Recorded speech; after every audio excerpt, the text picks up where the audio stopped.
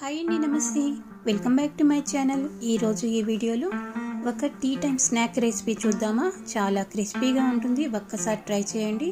దీనికోసం ముందుగా ఒక బౌల్ తీసుకొని 1 కప్పు మైదా, 1 కప్పు గోధుమ పిండి, తగినంత సాల్టు, 1/2 స్పూను వాము, 4-5 స్పూన్లు నెయ్యి వేసుకొని బాగా మిక్స్ చేసుకోవాలండి. నీళ్లు పోసుకొని గట్టిగా చపాతీ పిండిలా కలిపి పక్కన పెట్టుకొని 1 కప్పులోకి 3 స్పూన్ల మైదా వేసుకొని తగినంత నూనె వేసుకొని పేస్ట్లా తయారు చేసుకోవాలి. కలిపి పెట్టుకున్న పిండిని ఇలా రౌండ్గా చేసుకొని కొంచెం ఆయిల్ వేసి రౌండ్గా చుట్టేసి పీసెస్లా కట్ చేసుకోవాలి.